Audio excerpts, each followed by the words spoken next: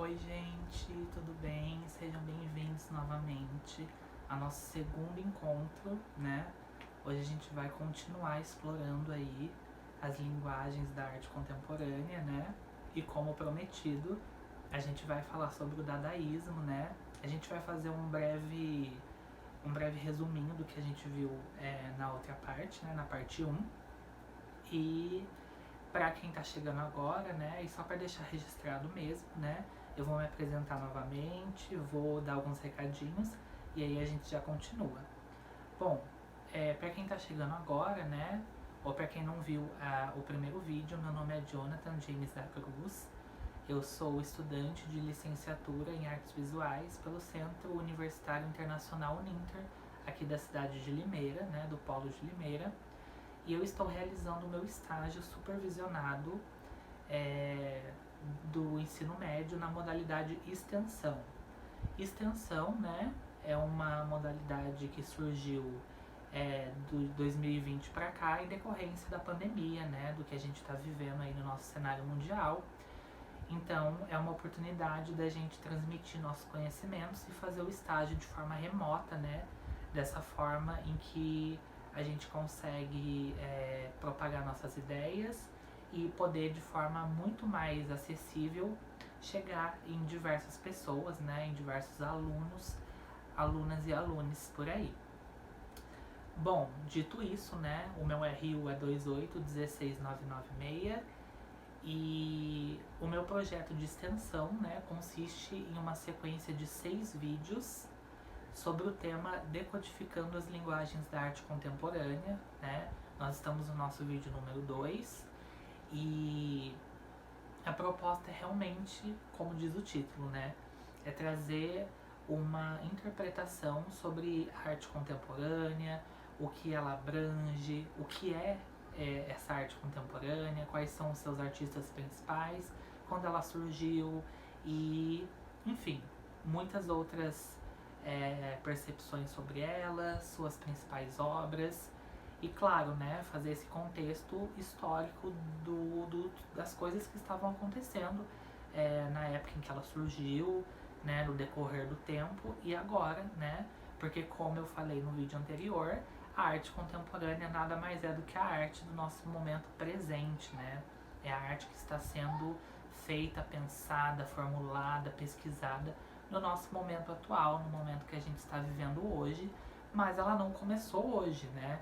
Ela já começou aí há uns 70, 75 anos atrás. Eu ainda vou explicar um pouco de como ela surgiu, né?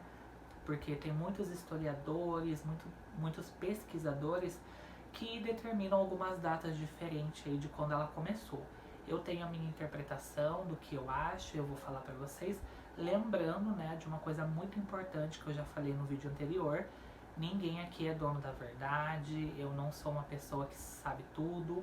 A gente está aqui para desconstruir esses pensamentos, né, e para juntos poder criar novas discussões, aberturas, né. Se vocês que estão aí matriculados em alguma escola do período do ensino médio, eu não estou aqui tentando disputar quem sabe mais, eu ou o professor de vocês, a professora. Não é isso de jeito nenhum. Eu acho que a gente consegue complementar tudo isso, principalmente no momento que a gente está vivendo hoje de pandemia, né? A gente sabe que a situação educacional está passando por um momento muito conturbado. Então eu acho que quanto mais a gente tiver pessoas engajadas, envolvidas em realmente conversar e proporcionar diálogos, né, é o mais importante, principalmente sobre esse tema da arte, né? A gente sabe que a arte, infelizmente, não é valorizada, não só aqui no Brasil, mas principalmente aqui, e é por isso que eu estou aqui, né? É uma área da humanidade aí, uma área de pesquisa que me interessa muito, né? Inclusive o meu projeto de conclusão de curso, minha monografia que eu já fiz, tem tudo a ver com arte contemporânea. Eu vou falar um pouquinho sobre ela mais pra frente, né? Quando a gente entrar de vez nesse tema, principalmente focado aqui no território brasileiro. Mas enquanto isso a gente vai seguindo aí, né? E também lembrando que os vídeos vão ser feitos em 1 hora, né? Eu vou tentar aí não extrapolar 1 hora, para que a gente consiga ter um fluxo legal e não ficar muito conteúdo, né? Também vou lembrar vocês, pega um copinho de água, ó, o meu já tá aqui, para eu ir bebendo, porque eu vou falando muito, né? Queria muito que essa conversa tivesse sendo feita presencialmente, né? Pra gente poder, né, eu já ir tirando dúvidas se surgir. Já reforço que vocês podem usar o campo dos comentários aqui embaixo para perguntar alguma coisa. Se eu não souber, eu vou atrás de pesquisar. E também para incluírem aqui coisas que vocês estão pesquisando também sobre o assunto. Como eu falei, não sou o dono da verdade, ainda estou em processo acadêmico, estou estudando. Então, se vocês, né, tiver algum professor aí, ou alguém que está estudando, ou alguém do ensino médio mesmo, que ouviu de algum professor algo diferente, alguma curiosidade sobre o assunto, pode comentar aqui, eu vou adorar ler e vou tentar responder todos os comentários também. O que mais que eu ia dizer? Deixem um caderninho de anotações aí, um rascunho, alguma folha, porque é muito interessante a gente ir fazendo anotações, né? Não é copiando, né, descrevendo tudo que eu tô falando aqui de jeito nenhum, mas é realmente deixar fluir os pensamentos, né? Também ficar só me ouvindo aqui falando sem parar causa desconforto, né? É um vídeo um pouco extenso, longo, com muitas informações, então deixa aí um rascunho, uma folhinha, né, um diário, alguma coisa para vocês escrevendo se surgir alguma coisa, algum insight, né? Eu acho muito bacana, como eu falei no primeiro vídeo, eu tenho um caderno aqui, né, da minha professora de História da Arte, Leia Moraes, e nas aulas dela eram assim também, eu ia escrevendo, ia fazendo minhas anotações, e eu acho que isso que é o legal, né, é a gente, a partir de um referencial de outra pessoa, e criando nossas próprias ideias, e é exatamente o objetivo disso aqui, do nosso projeto de extensão que eu estou proporcionando aqui. Seguindo minha linha de raciocínio, queria muito que a gente estivesse tendo essa conversa presencialmente. Eu sei que a gente não ia conseguir ter muita gente, não ia abranger muitas pessoas, por isso que o formato digital tem o seu lado positivo, né? Aqui eu consigo alcançar muitas pessoas, né, que às vezes estão com dúvida. O ensino médio é uma época em que tem vestibulares, logo mais, tem o Enem. E, como eu falei também, muitas questões de arte contemporânea, do que a gente está conversando aqui, cai nessas provas, não de uma forma muito explícita, às vezes cai como uma interpretação de texto, mas com referenciais de momentos específicos de arte contemporânea. Então também é uma forma de ajudar vocês, né? Pega um videozinho, dá uma olhada, vai passando aí, que pode ser que tenha algum assunto que vocês estão vendo na escola, é muito legal também para quem já se formou, quem está pensando em fazer alguma faculdade, né? É uma área que abrange muitas coisas, né? Não é só a arte que eu estou falando aqui, eu estou falando de conjuntura política, conjuntura sociopolítica, né? Cultural, a gente está falando de muita coisa e vai falar mais ainda, né? E só para deixar mais uma vez avisado, eu estou com o meu material de referencial teórico. Para quem não pegou no primeiro vídeo, são alguns materiais, né, livros, publicações, alguns cadernos de conteúdo teórico que eu estou me baseando para falar aqui para vocês, né? Como eu disse, não estou criando isso do nada, até porque isso não existe, né? A gente, enquanto alunos, enquanto pesquisadores, né, interessados em algum assunto, a gente tem que se basear em alguém que também fez isso, também se baseou em outras fontes. Então eu tenho as minhas fontes aqui e eu vou deixar aqui nos comentários também, além dos livros que eu já mostrei no primeiro vídeo. Quem não viu, vai lá assistir o primeiro vídeo, tá aqui na série de vídeos. E eu vou deixar também alguns trabalhos acadêmicos que me ajudaram a fazer o meu TCC, e também que me influenciaram aqui em algumas coisas que eu vou falar ainda. Também quero deixar registrado que eu acho que não sei se nesse vídeo vai dar tempo, mas no próximo e no outro eu vou falar muito inspirado num canal aqui do YouTube que eu gostei muito de conhecer. Quem produz o conteúdo é o Eduardo Bis. Ele é uma pessoa super envolvida em projeto cultural, em projeto de pesquisa, envolvendo arte, envolvendo sociedade. Ele não faz mais vídeos, né? Tem uns 8, 9 vídeos só no canal que falam sobre arte contemporânea, em que eu assisti todos, eu amei. Eu acho que ele fala muito bem, ele tem uma edição muito sofisticada, muito bonita. E os vídeos são curtinhos, tem 8, 9 minutos no máximo. E ele tá fazendo um apanhado aí da arte contemporânea. Então eu vou deixar o canal dele listado aqui embaixo pra vocês darem uma olhada, né? Por mais que ele não faça mais, né? Os vídeos, ele parou. Mas os vídeos são ótimos, ainda estão no YouTube. Eu acho importantíssimo a gente dar uma olhada, porque ele traz coisas muito interessantes. Fora que a edição dele é muito, muito incrível. Queria eu ter esse dom. E o canal dele chama Artkin. Tem também no Instagram. Eu vou deixar aqui. E vou deixar o meu Instagram também, né? Eu não falei no primeiro vídeo, mas eu vou deixar o meu Instagram e vou deixar o meu e-mail. Se alguém tiver dúvida e quiser, né, perguntar diretamente no meu e-mail, pode mandar lá também, né? Se não quiser comentar aqui, pode mandar lá no meu e-mail e pode também mandar lá no meu direct do Instagram sem problemas, que é assim que eu puder eu vou responder. E se eu não souber, a gente pesquisa, né? A gente vai atrás, dá um jeito, porque a gente não sabe de tudo ainda, né? A gente tá somos todos alunos aqui. Bom, sem mais delongas, né, porque eu falo muito, vamos entrar aí, vamos recapitular o que a gente viu no outro vídeo.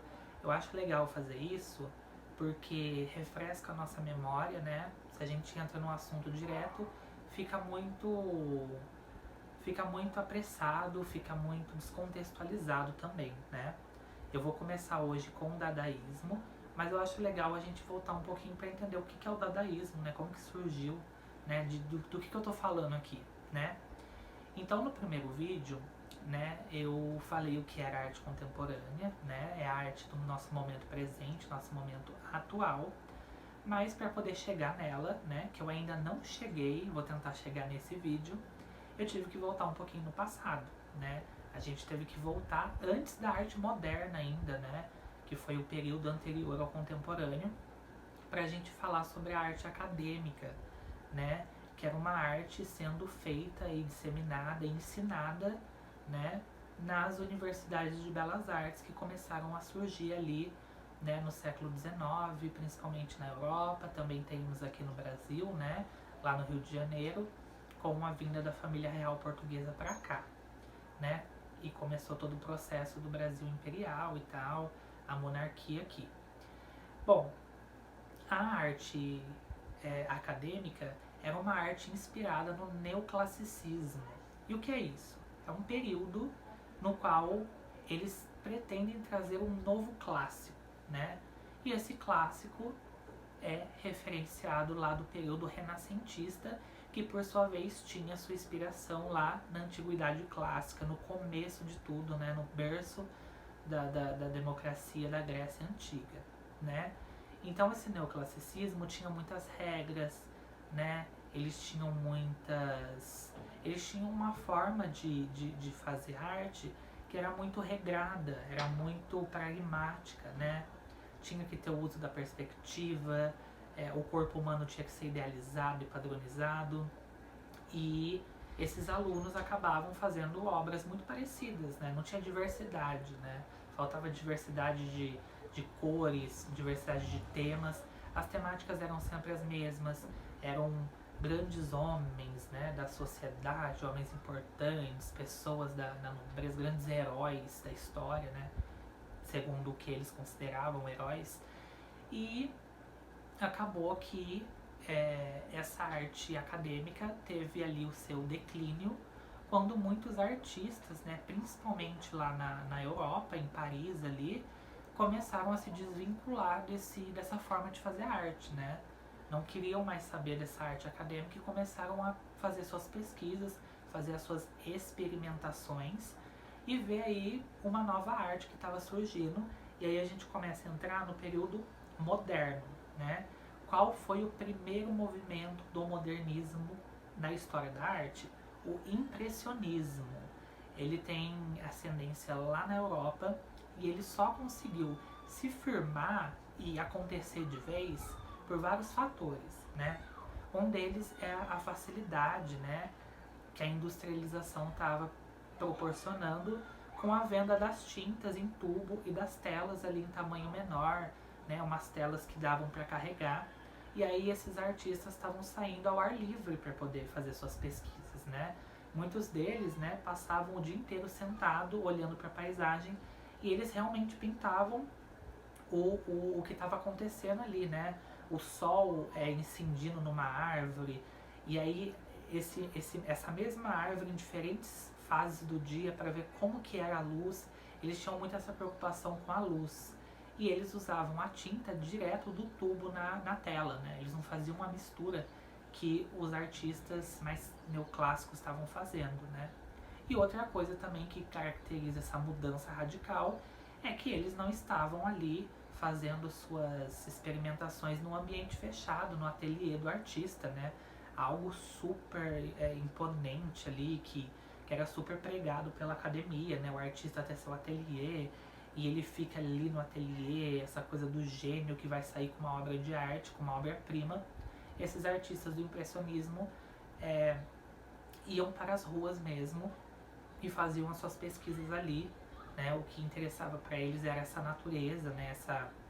Essa forma diferente de ver como que diferentes fases do dia a luz atuava, né? Eram experimentações importantes para eles, né? E não só olhavam para a natureza, né? Eu não falei isso no outro vídeo, mas temos o Edgar Degas. Ele era um artista também impressionista e ele via de dentro dos interiores, né? Enquanto Renoir, Claude Monet fazia essa pesquisa fora, né, em ambientes externos ao ar livre, o Degas se inspirava na incisão da luz dentro de ambientes fechados, né? Então a luz entrando por uma janela, o foco de luz ali. E ele pintava muitas bailarinas, né? Ele se inspirava muito no balé e fazia essas pinturas, né? Das bailarinas se preparando para o ensaio, né? E a luz entrando pela janela. São alguns quadros muito famosos dele. Bom, impressionismo, primeiro movimento moderno. E aí não deu outra, né? O modernismo pegou, virou trending tops, virou uma coisa assim que não teve como muitos adeptos, né? Eles criaram uma nova forma de ver e fazer arte que estava debilitado, né? A arte acadêmica não tinha esse olhar para o novo. E o impressionismo trouxe isso, né? Então deles surgiram novos movimentos artísticos como o fauvismo, o cubismo, o surrealismo, o abstracionismo, né? Futurismo também, que são aí movimentos de vanguardas, né? Movimentos que estavam aí na linha de frente, que não tinham sido pensados antes, mas agora estavam ali, né? Vários adeptos, e lembrando também que não era todo mundo que gostava desses movimentos, né? Muitos críticos, muito especialistas em arte detestavam, falavam que eles estavam assim completamente loucos da cabeça, onde já se viu, né? Como no cubismo fazer uma obra de arte com as figuras geométricas, assim, o corpo humano todo desestruturado, né? Essa decomposição das formas que eles estavam propondo, o abstracionismo, então, né? Com o Wassily Kandinsky e aquelas linhas pintadas que a gente não sabia o que era, porque era uma nova forma de fazer arte, né? Eles estavam se inspirando suas próprias ideias nesses movimentos aí que começou com o impressionismo. Então já não tinha mais jeito, né? Eles começaram uma nova forma de fazer arte que foi sendo aí influenciada, foi sendo repassada, né? A gente tem o expressionismo alemão também, né?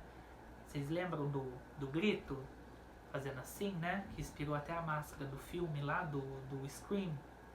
Também foi dessa vanguarda, né? Era uma forma de mostrar os horrores da Primeira Guerra Mundial, né? O expressionismo tinha toda essa coisa do gótico, essa coisa do sofrimento, né? De colocar realmente essa expressão de horror, né? Algo que a arte acadêmica, né? Essa arte mais clássica, não podia, né? Tinham que mostrar as pessoas sempre, né? Emprumadas e aquela coisa, né? Austerioso, né? E o expressionismo vem, né? Colocando as pessoas gritando ali, cenas de horror, porque os artistas estavam muito sensíveis com as mudanças que a sociedade estava tendo, principalmente a sociedade lá na Europa, que estava em uma transformação muito gigantesca, tanto por conta da industrialização que estava começando a acontecer, né? Então as populações do campo, né, da zona rural, estavam migrando para as cidades, né? Os centros urbanos estavam começando a florescer e as novas fábricas começaram a aparecer por ali, né? Grandes siderúrgicas, né? A gente tem toda aquela revolução industrial na Inglaterra, que acabou refletindo ali também nos outros países europeus, né? Que a gente está falando aqui desse bloco inteiro da Europa, porque esses movimentos acabaram realmente tendo adeptos em várias partes ali da Europa, né? Também tiveram seus expoentes aqui no Brasil, mas a gente vai deixar para falar do Brasil depois, né? E voltar aí no movimento moderno no Brasil para chegar na contemporaneidade. Mas vamos focar aqui na Europa por enquanto. Então, esses movimentos de vanguarda, eles mudaram completamente o rumo da arte, né? A história da arte mudou, né? As academias já não eram mais tão importantes, né? Porque muita gente começou a ver beleza naquilo, começou a ver que aquilo tinha importância, começou a ver que, ó, eles não estão tão loucos assim, né?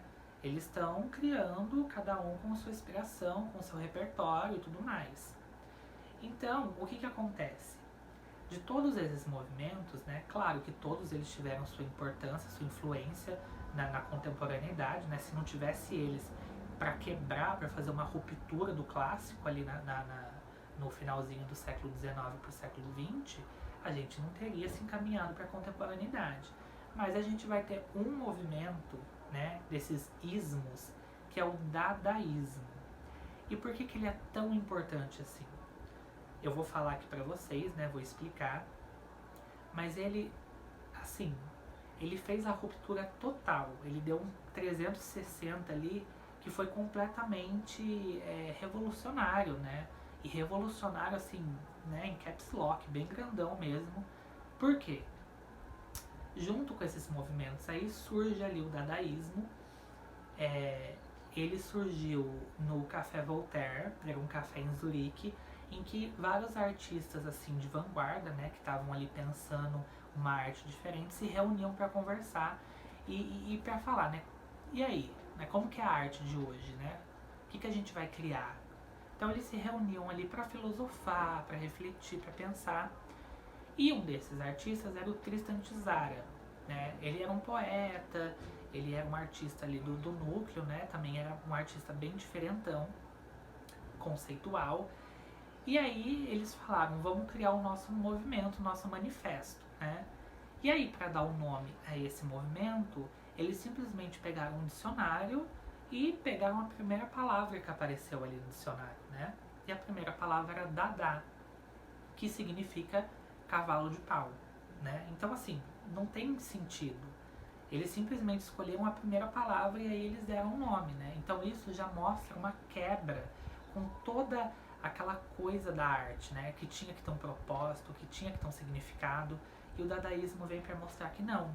Tanto que em uma fala muito polêmica do Tristan Tzara, ele diz: o dadaísmo não tem sentido, né?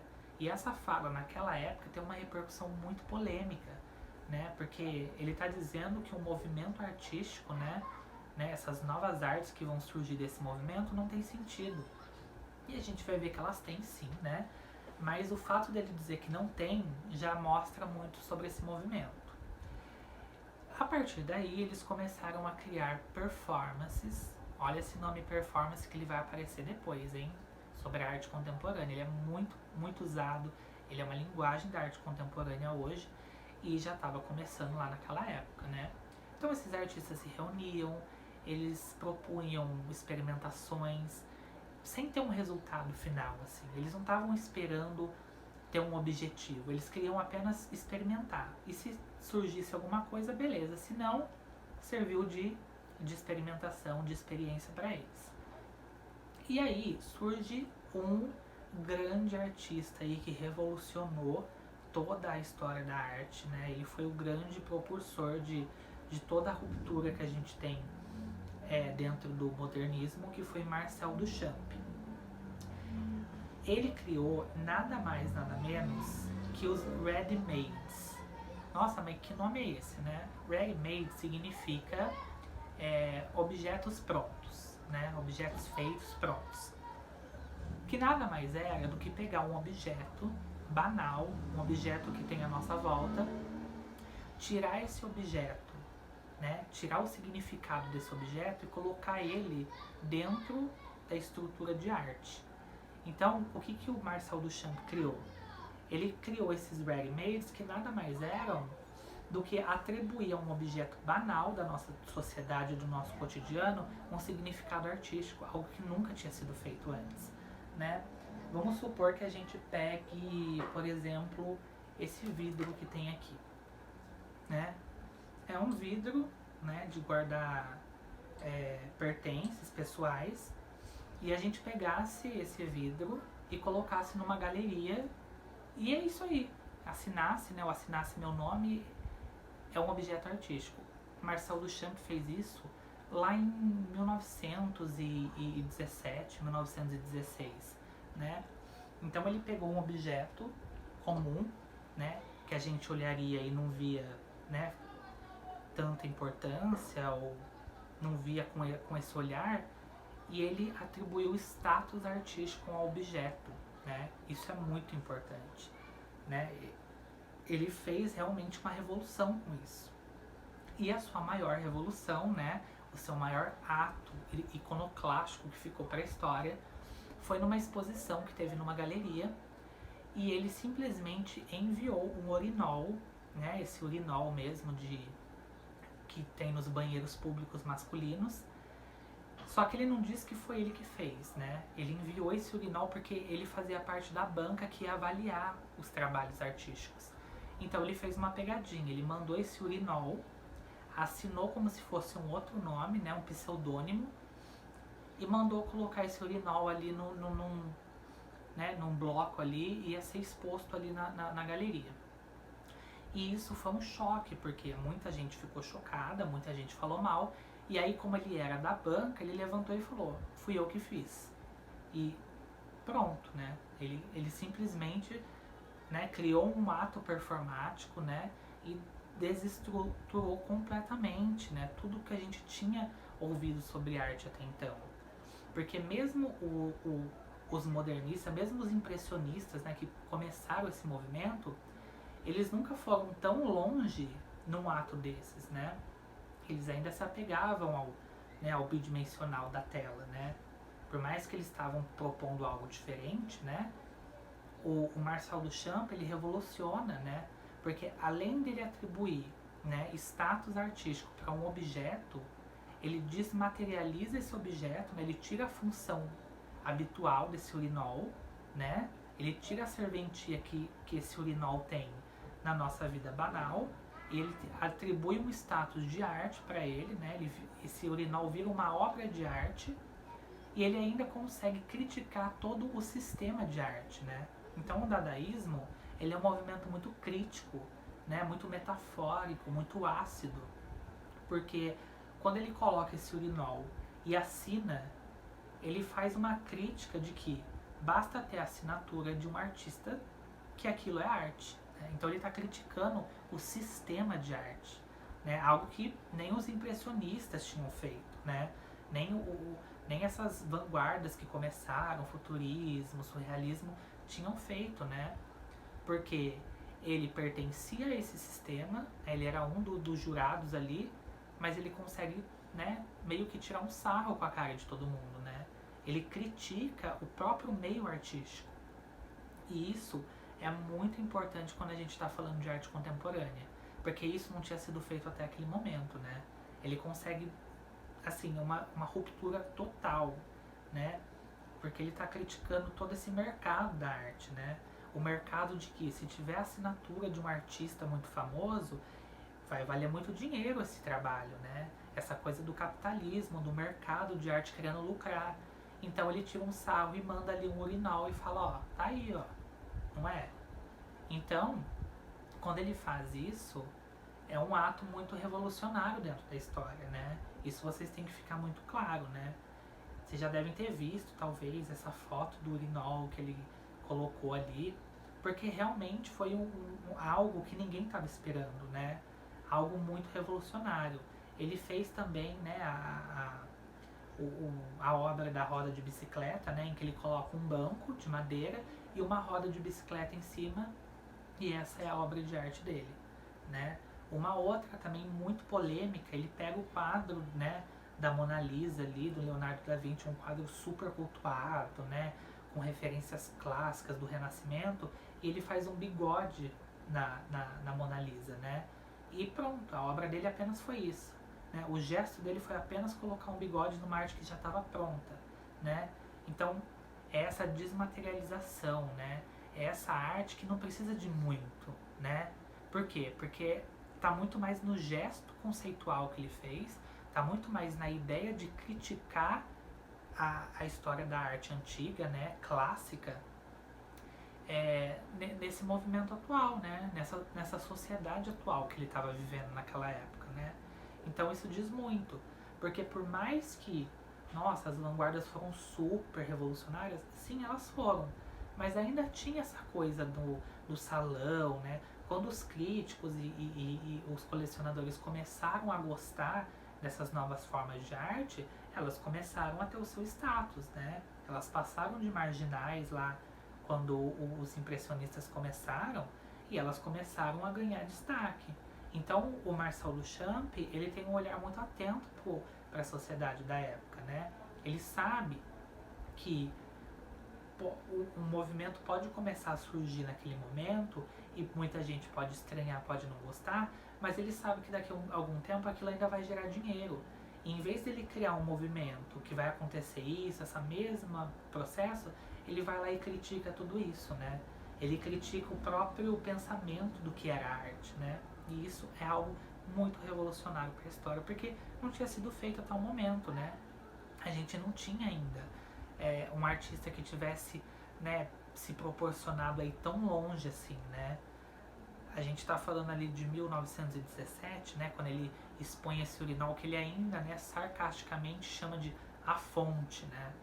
Então o título chamava A Fonte e era apenas um urinol, né? Ele não fez o urinol, ele apenas pegou algo que já estava pronto e ele colocou, ele atribuiu um conceito para aquilo. Isso é essencial quando a gente está falando de arte contemporânea, porque hoje em dia, né, a gente vai ver nos próximos vídeos, tem muitas obras dessa forma, né? A gente pode até pensar em alguns artistas brasileiros que se apropriaram muito dessa forma de fazer arte, né? Que é pegar um objeto ou um agrupamento de objetos, né? E atribuir um conceito simbólico para eles, né? É você pegar algo que já existe e você atribuir para esse objeto um outro significado, né? Que aí quando o público estiver vendo aquilo, também vai criar um outro significado, enfim. A arte contemporânea, ela tem esse start aí com o Duchamp, né? Com esse dadaísmo, com esse movimento super transgressor. Nenhum movimento da história da arte ali no modernismo, das vanguardas europeias, foi tão transgressor quanto o dadaísmo, né?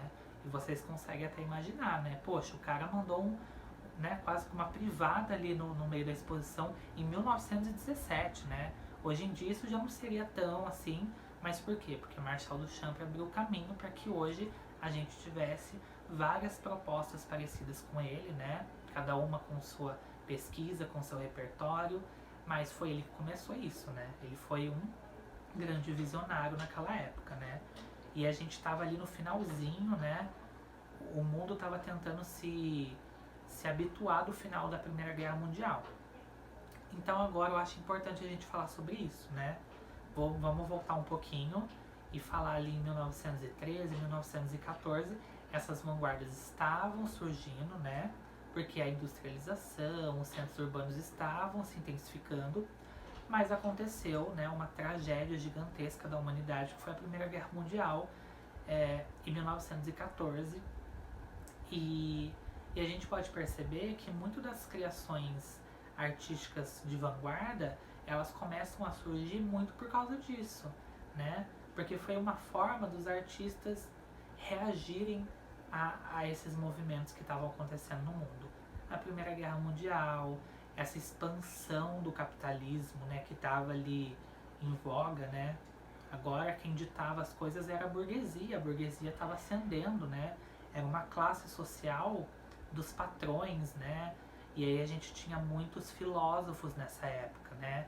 A gente tem ali as teorias do Karl Marx, que estavam super sendo discutida pelos operários, né? Pela classe proletariada, né?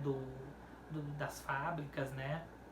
E como que era essa relação do patrão empregado, a mais-valia, né?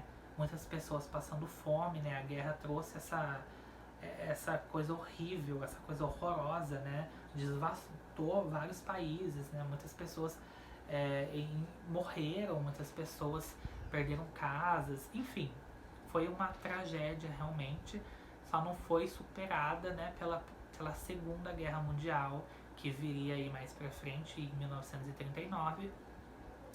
Mas eu acho interessante a gente falar sobre a Primeira Guerra Mundial. A gente já faz uma intertextualidade aqui, né, com a matéria de História, né, e de Geografia também. E foi um catalisador para as produções artísticas dos artistas desse período, né. Até mesmo o dadaísmo, quando a gente para pensar um pouco e refletir, é uma crítica a esse mundo, né, essa sociedade, né. Quando ele coloca esse urinol ali, ou essa roda de bicicleta, ou até o bigode na Mona Lisa, é uma crítica do Duchamp pro mundo, né? Ele está criticando o mundo. Ele está fazendo com que a gente reflita sobre o que nos ensinaram que é a arte e por que nos ensinaram dessa forma, né? Por que o clássico de Leonardo da Vinci é tão cultuado, né? E se a gente parar para pensar, ele estava pensando muito para frente do tempo dele, porque hoje em dia, né, na contemporaneidade, a Mona Lisa ainda é o quadro mais visitado no Louvre, né?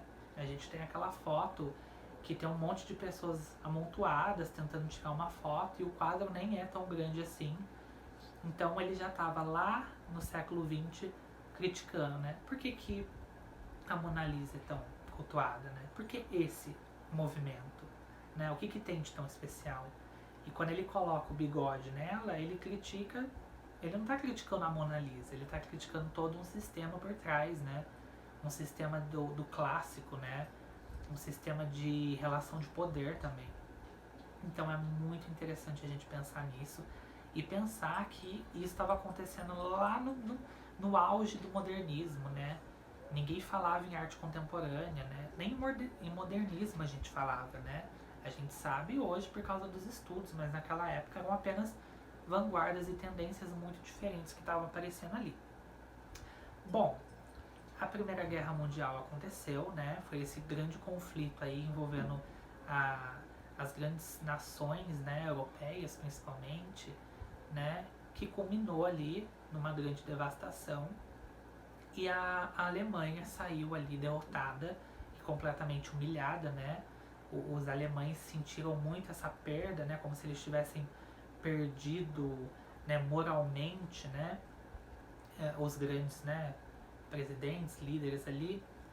E a Inglaterra sai vitoriosa, né?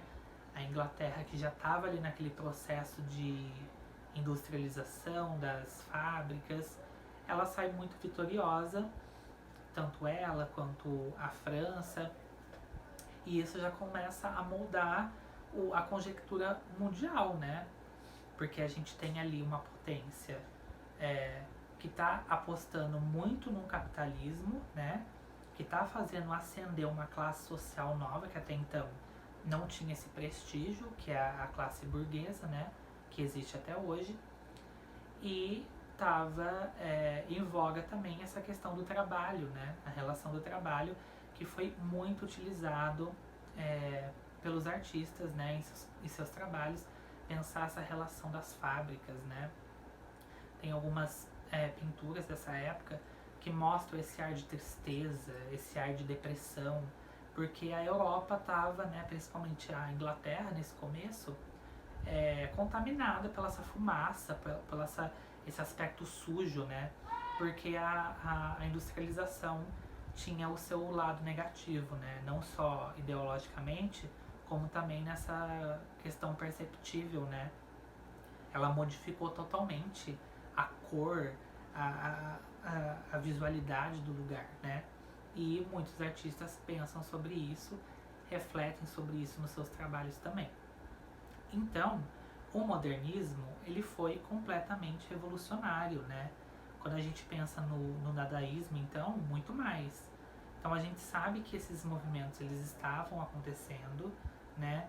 Eles estavam ali em voga, mas começaram a surgir novas formas de fazer arte, né? Porque a arte não para simplesmente ali, né? Outros artistas foram influenciados, mas começaram a modificar suas formas de fazer arte. E aí começaram a surgir os pós-impressionistas, né? A gente tem o Van Gogh, né? Com seus amarelos, seus girassóis. A gente tem o Paul Cézanne, né? Que via as coisas sempre de formas geométricas, né? Para ele tudo era um triângulo, um quadrado, um círculo, né? Tanto que as suas obras refletem isso, né? O próprio corpo das pessoas é geometrizado, né? A gente tem também nesse período o Gauguin, Paul Gauguin, e ele tem uma história muito interessante porque querendo sumir ali daquele mundo completamente dominado pela industrialização, ele viaja para o Tahiti, que ele tem descendência lá, e ele se apaixona pelaquela ilha que é completamente diferente daquele mundo da Europa, né, dominado ali pelo capitalismo e pelas fábricas. Então ele começa a viver lá no Tahiti, se apaixona pela cultura do lugar e começa a representar isso nos seus quadros, né? Muitos quadros dele têm essas cores vivas, né? Essa cultura que é completamente oposta à cultura que estava se formando ali na Europa, né? Bom, depois disso, o que acontece?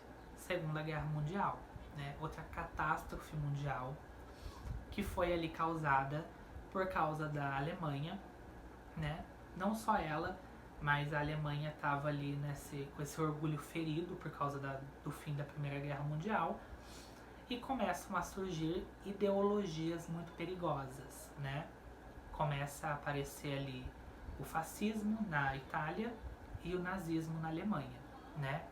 Eles tiveram seus líderes que influenciaram milhões de pessoas, tomaram o poder e implementaram um governo totalitarista, né? E com isso acabou culminando numa Segunda Guerra Mundial, né? Esses líderes nazistas e fascistas, eles queriam dominar realmente o mundo, né? E tinham as suas ideologias que contagiaram muita gente, inclusive de outros países, né? E com isso começa a acontecer a Segunda Guerra Mundial, né? Esse conflito que foi muito mais intenso e muito mais trágico do que a primeira, né? A gente tem aí toda a questão dos campos de concentração dos judeus, enfim, muitas coisas horrorosas aconteceram aí nesse período de 1939 até 1945. E o que acontece? Dessa vez não é a Alemanha, não é a Europa que sai vitoriosa dessa guerra, e sim uma outra potência que estava ali, né, desde a Primeira Guerra tentando ali aparecer, tentando mostrar o seu modo de vida, né, um modo de vida muito gostoso, muito, como eu posso dizer, muito consumível, né, muito alegre, muito colorido, que era os Estados Unidos, né? Eles estavam ali desde a Primeira Guerra, no seu auge, né? A gente tem muitos artistas que saem da Europa para ir para os Estados Unidos nesse começo aí do século XX, mas eles tiveram um grande declínio com a grande quebra da Bolsa de Valores em 1929, né? Foi uma explosão ali que deixou os Estados Unidos falido, né?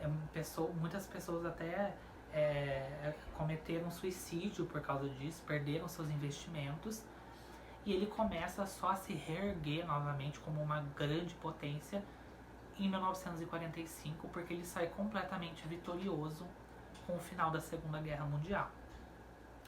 E o que acontece, né? os Estados Unidos sai vencedor, mas uma outra potência ali que também estava, né, na guerra também tem o seu destaque, né, também sai ali vitoriosa, que é a União Soviética, né. Era a Rússia, né, e a partir da década ali de 20 ela ganha o nome de União Soviética, né, União das Repúblicas Socialistas Soviéticas. Então a gente vai ter duas potências mundiais e elas começam a disputar o controle do mundo, né. Se antes da Segunda Guerra a gente tinha ali várias potências querendo dominar tudo, com o final da Segunda Guerra a gente vai ter duas, Estados Unidos e União Soviética. Os Estados Unidos, por sua vez, com um espírito completamente capitalista, voltado para o mercado, voltado para o dinheiro, para o consumo, e a União Soviética empregando seu socialismo, né, que era a forma, o socialismo ao ver deles, né. Então a gente começa a ter ali uma grande disputa mundial que se transformou na Guerra Fria, né. Ela começou ali bem no finzinho da Segunda Guerra, né, quando os Estados Unidos ali sai vitorioso, e a partir de 1947, 2 anos após, as coisas começam a ficar realmente evidentes que está tendo uma ideologia ali de guerra entre os dois, né? Guerra Fria, porque foi uma guerra ideológica, uma guerra psicológica, né? Não teve bombardeios, né? E assim, uma coisa que pode ser caracterizada como as duas guerras mundiais. Era um conflito mesmo de hegemonia mundial, né? Então eles lutavam em todos os campos, né? Não só no campo do armamento bélico, né? Eles estavam lutando para que a cultura que eles queriam fosse empregada no mundo, né? Então eles queriam que a arte, a cultura serviu como vitrine para que eles pudessem, o capitalismo aqui, os Estados Unidos é muito melhor, olha isso. E a União Soviética vendendo a arte, a cultura dela para empregar o socialismo no mundo. Como isso terminou, como isso se intensificou, eu vou contar no próximo vídeo, né? Porque já está terminando o tempo.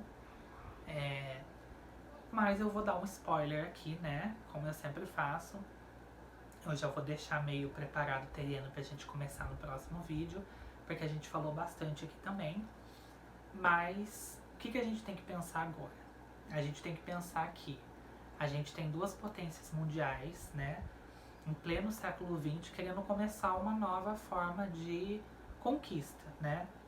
Muitos países ficaram do lado dos Estados Unidos e alguns do lado da União Soviética. E como que a arte, né, entra nesse meio, né? Nossa, mas a gente estava ali vivendo o modernismo? Sim, o modernismo ainda estava acontecendo, tinha os artistas que estavam produzindo, né? A questão das guerras também foram influência, motivos de trabalhos deles. Só que agora a gente vai ter uma arte que foi usada como arma, né? Uma arte que foi usada como ferramenta ideológica para essas duas potências, né? A União Soviética e os Estados Unidos, né? E o que vai acontecer? Vão surgir aí o o expressionismo abstrato, né? Que traz toda essa questão da abstração para dentro do expressionismo. Ele vai surgir com o Jackson Pollock ali nos Estados Unidos, e essa arte vai ser usada como material de divulgação dos Estados Unidos, né? Enquanto que na União Soviética a gente vai ter o construtivismo, né? E uma quanto a outra é completamente oposta, né? Deixando bem claro aí que os dois realmente não tinham nada em comuns, apenas a sua ambição de poder de dominar as coisas, né? De dominar a conjuntura mundial e global.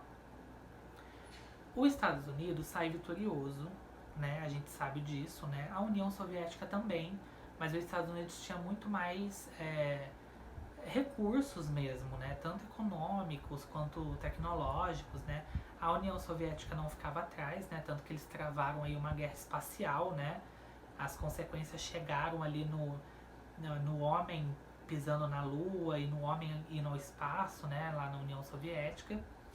Mas estava bem claro que os Estados Unidos ia sair vitorioso, porque ele tinha o que a União Soviética não conseguiu desenvolver para convencer o resto da população: a cultura, né? A cultura do consumo. Os Estados Unidos sabia se vender como uma grande potência de consumo, né? Ele conseguia vender para as pessoas que lá nos Estados Unidos você ia encontrar tudo que você quisesse.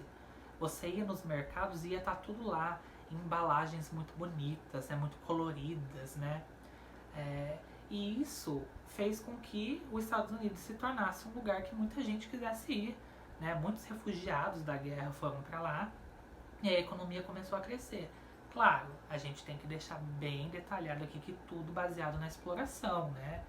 Esse mundo bonito, né, embalado que os Estados Unidos vendia naquela época era uma grande mentira, né? Era tudo baseado na exploração, tinha muita desigualdade social, mas eles conseguiam vender isso para as pessoas nos outros países, principalmente aqui no Brasil, né?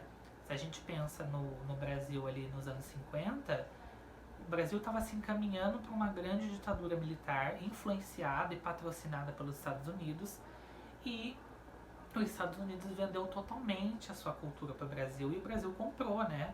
Tanto o Brasil quanto alguns países aqui latino-americanos, por causa da grande influência dos Estados Unidos, né? E desses presidentes que ficaram aí no poder nessa época. Então, o que aconteceu? Por que os Estados Unidos vendeu esse expressionismo abstrato? Porque estava em voga na época, como eu falei antes, essa questão da psicanálise, né? Freud, Lacan estavam fazendo suas análises, né? Publicando suas obras. Então a psicanálise se tornou algo chique, né? Se tornou algo o máximo do máximo, né? Estudar o comportamento humano através das relações psicológicas, né? E o expressionismo abstrato entregou exatamente isso para que os Estados Unidos usasse como uma referência, né? Porque vocês vão ver no próximo vídeo que o expressionismo abstrato ele traz muito sobre o inconsciente, ele traz muito sobre a relação mental, né, nos seus trabalhos. Eles são trabalhos não figurativos, né, em que você precisa realmente entrar em contato com a obra e a obra desvendando para você o que ela quer dizer. E isso só vai acontecer, né, num trabalho ali intelectual. Então isso era exatamente perfeito para os Estados Unidos usar como um material de divulgação. Na União Soviética, por outro lado, a gente teve o suprematismo um pouco antes do construtivismo.